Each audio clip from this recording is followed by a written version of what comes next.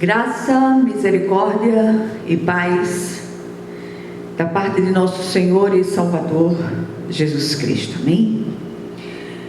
Nós vamos ler um texto que está na primeira epístola de Paulo aos Coríntios, capítulo 16, versículos 13 e 14. Diz assim a palavra do Senhor: sede vigilantes, permanecei firmes na fé, portai-vos varonilmente, fortalecei-vos. Todos os vossos atos sejam feitos com amor. Amém? Vamos orar. Senhor nosso Deus e nosso Pai Celestial, clamamos a Ti, Senhor, confiados no poder que há no sangue de Jesus, que o Senhor venha firmar os nossos passos na fé, e que o Senhor não permita que nos desviemos nem para a direita nem para a esquerda, mas que sigamos firmes, confiantes, sustentados pelas Tuas soberanas mãos. Fala conosco através desse texto, em nome de Jesus. Amém. Meus amados, deixa só eu ver se eu consegui ligar a câmera.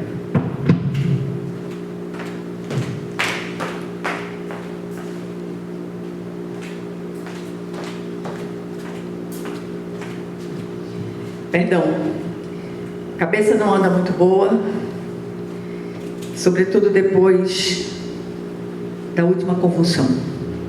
Mas o Senhor tem me sustentado.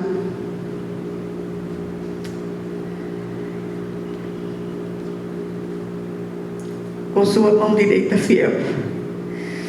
Estar de pé e continuar fazendo a obra é um dos grandes milagres de Deus na minha vida. Meus amados, a mensagem de hoje é uma santa e soberana convocação da parte de Deus para que permaneçamos firmes no Senhor. E eu queria, de uma maneira muito especial, exortá-los a andar de forma perseverante para que completemos a carreira que está proposta, guardando a fé, mesmo em meio às dificuldades que temos vivido. Os versículos lidos são as exortações finais feitas pelo apóstolo Paulo aos cristãos de Corinto. E para compreender melhor essas palavras é necessário ler toda a epístola e, sobretudo, entender o propósito para o qual ela for escrita, ou seja, admoestar aqueles irmãos a andarem em santidade e perseverança para que o nome do Senhor fosse glorificado. Nunca essas palavras elas foram tão oportunas, foram tão pertinentes, especialmente em um tempo em que as pessoas desistem da fé, da caminhada com o Senhor, pelas mais diferentes razões. E nunca se viu tanto abandono da fé como em nosso tempo. Embora aquela amada igreja possuísse uma grande diversidade de dons, ainda assim é chamada a atenção pelo apóstolo Paulo por sua carnalidade. Não são os dons que testificam da nossa espiritualidade. Eles são simples ferramentas de trabalho concedidas por Deus para que as usemos na sua obra. O que testifica da nossa espiritualidade é o fruto do Espírito que precisa estar presente em nós em todo o tempo, mesmo a despeito de todas as dificuldades pelas quais passamos. versículos lidos no início, eles trazem uma prática exortação àqueles que desejam andar em santidade e pureza moral de forma perseverante, tanto na Corinto dos dias de Paulo, quanto na igreja dos nossos dias. Em 1 Coríntios 3, 1 e 2, Paulo diz: eu, porém, irmãos, não vos pude falar como espirituais, e sim como a carnais, como a crianças em Cristo. Leite vos dei a beber, não vos dei alimento sólido, porque ainda não podíeis suportá-lo, nem ainda agora podeis, porque ainda sois carnais. Quanta carnalidade tem acontecido no meio da igreja de Cristo. Quantos, por darem ouvidos aos apelos da própria carne, abandonam a fé e seguem as suas tendências e as suas inclinações. É impossível aqueles que um dia experimentaram o Espírito da graça serem regenerados para arrependimento, porque um dia eles experimentaram e rejeitaram e calcaram aos pés o Espírito da graça. Isso é sério demais, demais, demais, demais. É interessante observar que para onde nos viramos, especialmente hoje, há sempre uma oferta de fórmulas mágicas, sobretudo para se resolver problemas. As pessoas estão ávidas por respostas, soluções e possibilidades, desde que não tenham que fazer nenhum esforço ou sacrifício. No entanto, toda mudança requer atitude, toda atitude requer equilíbrio, pois atitudes geram consequências. Mas e quanto ao povo de Deus, que tem sido açoitado tanto por ventos doutrinários cada vez mais devastadores, quanto por tribulações cada vez mais angustiantes e ainda pelas falácias dos espertalhões, sempre ávidos por adeptos.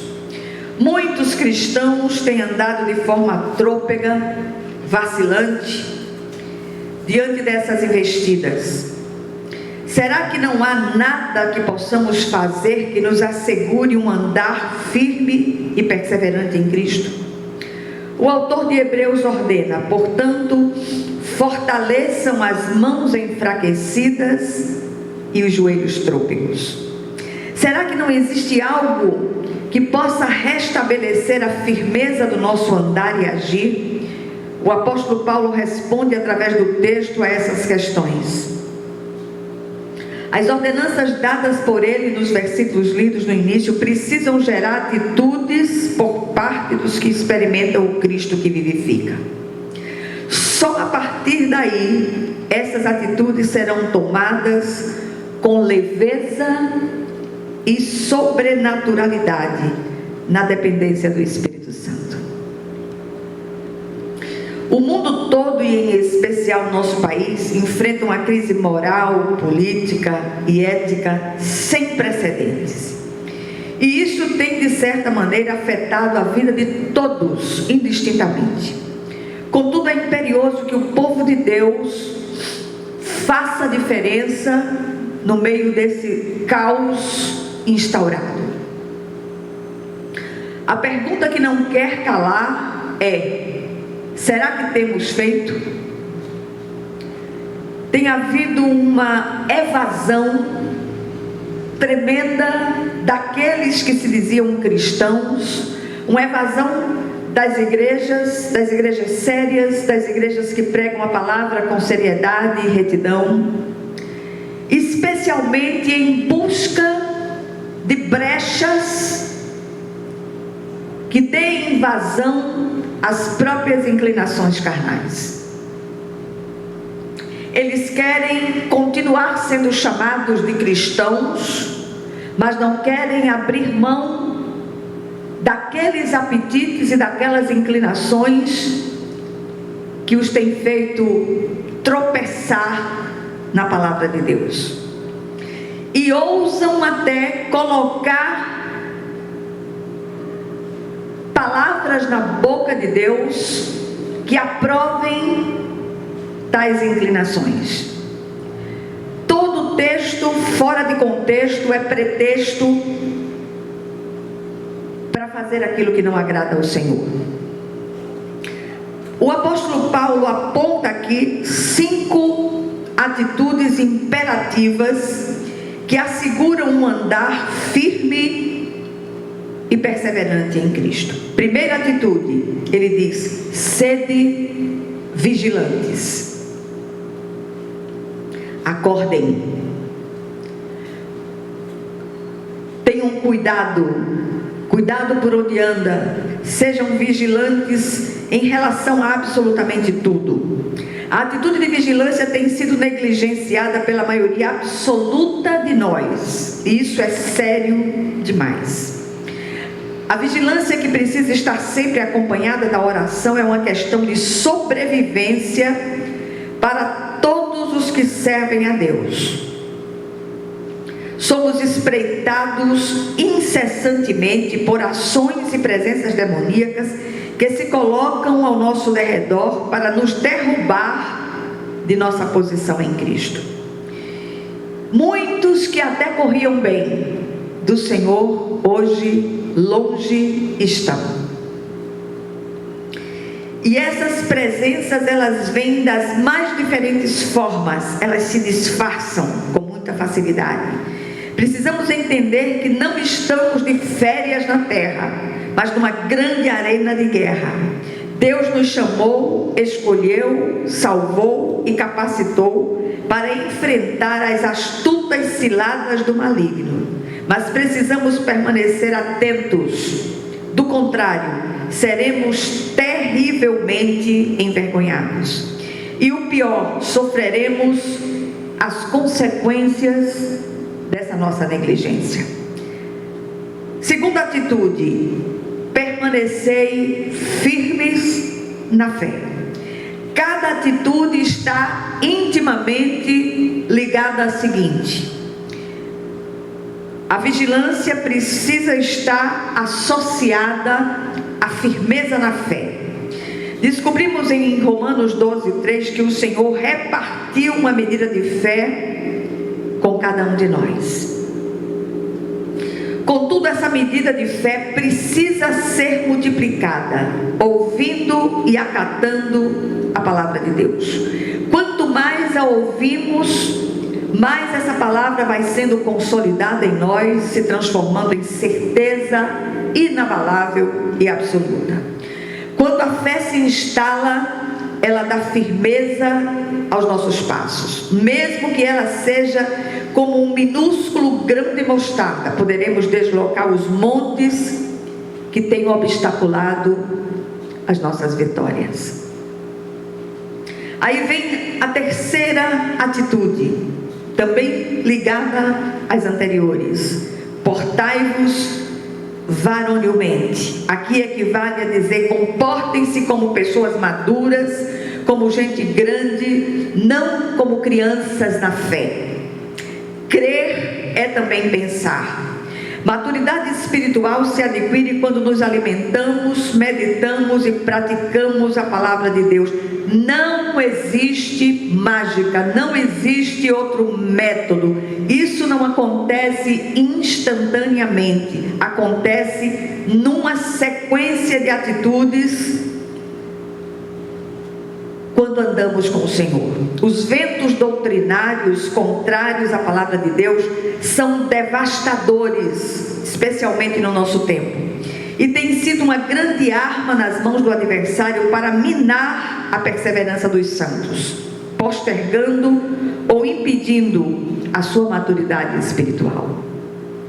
Crentes que já deveriam ser mestres continuam necessitando de leite espiritual. E o Senhor diz hoje a você que nos ouve, a você que tem buscado aqui, ali, acolá, não se firma em nenhum lugar. O Senhor está dizendo a cada um de nós: cresça, amadureça cresçamos na graça e no conhecimento de Deus. Jesus está às portas. Já não temos muito tempo. É preciso amadurecer para ajudar os novos cristãos. Esses sim, são bebês na fé, precisam de leite e colo até que se fortaleçam. Parece que há uma epidemia muito grande de falta de atenção, sobretudo espiritual. Que o Senhor nos ajude a compreender essas coisas e que voltemos para Ele com o coração inclinado, sim, mas para o Senhor e a sua santa palavra. Aí vem a quarta atitude: fortalecei-vos.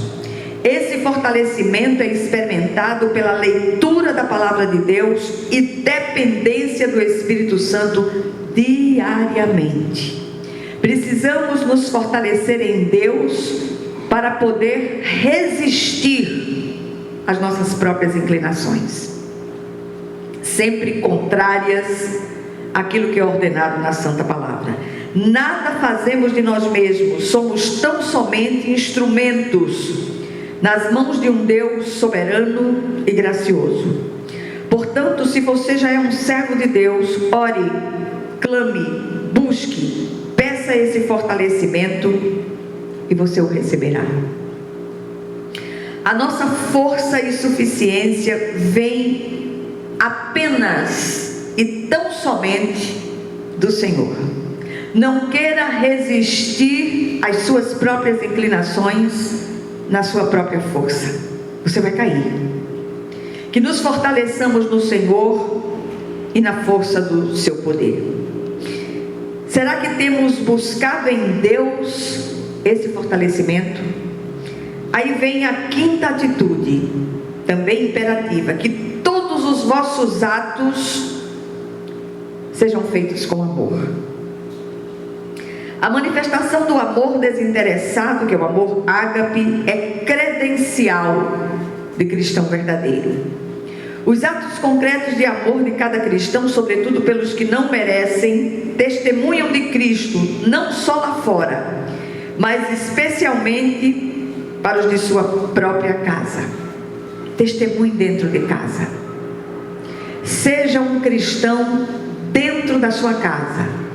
Seja um cristão no seu relacionamento pessoal, quer que seja conjugal, filial, maternal, paternal, no meio dos seus amigos, no meio do seu ambiente de trabalho, que as pessoas olhem para você e digam: ali tem um servo, uma serva de Cristo, aquela pessoa é diferente.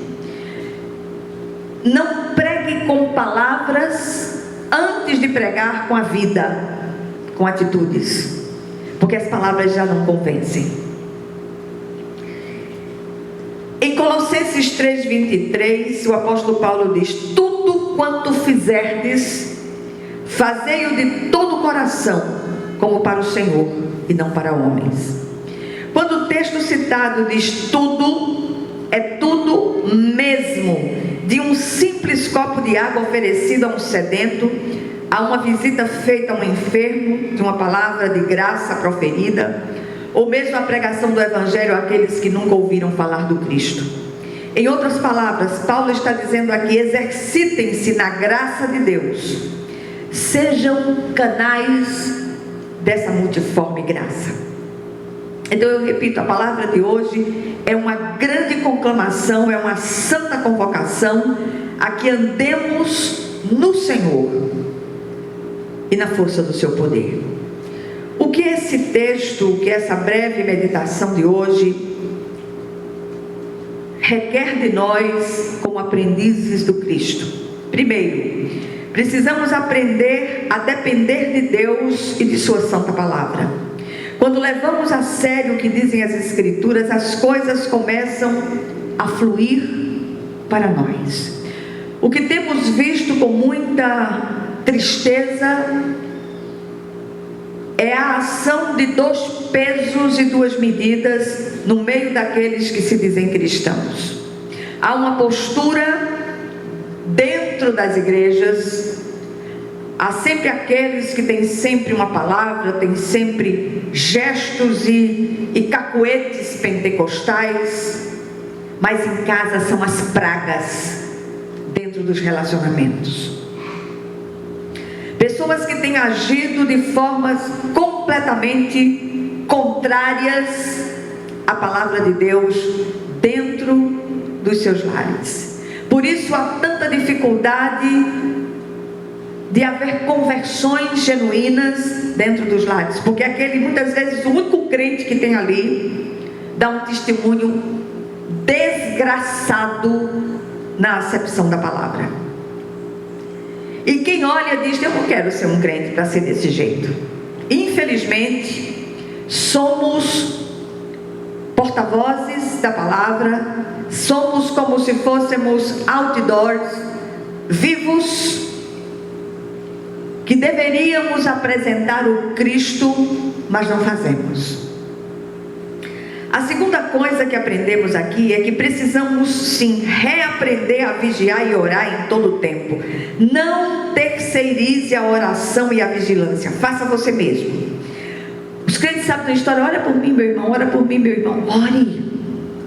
O outro pode até interceder por você, mas você precisa estar na presença do Senhor continuamente em oração. Nós precisamos estar na presença do Senhor continuamente em oração, sobretudo porque nós conhecemos as áreas de vulnerabilidade da nossa própria vida.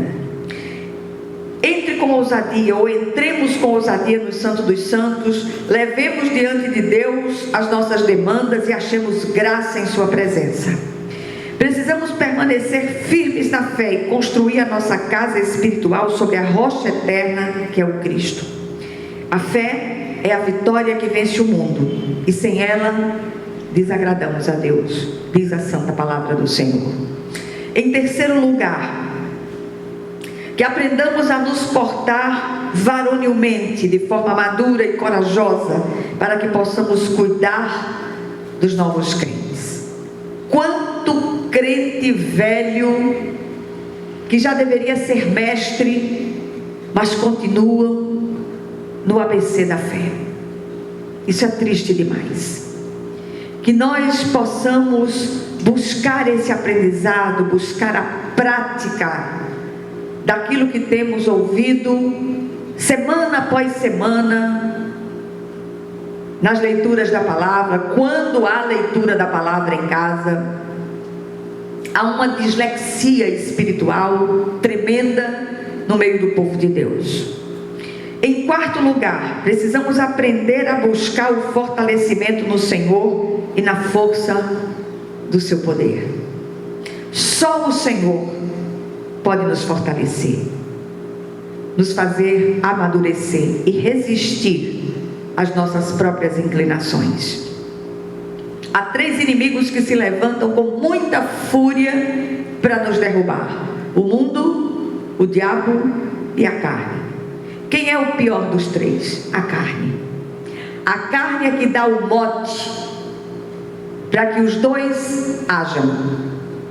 O diabo não tem poder criativo nem criador, por isso que ele fica ao derredor o tempo inteiro, não ele em pessoa, mas ele designa um agente dele para isso.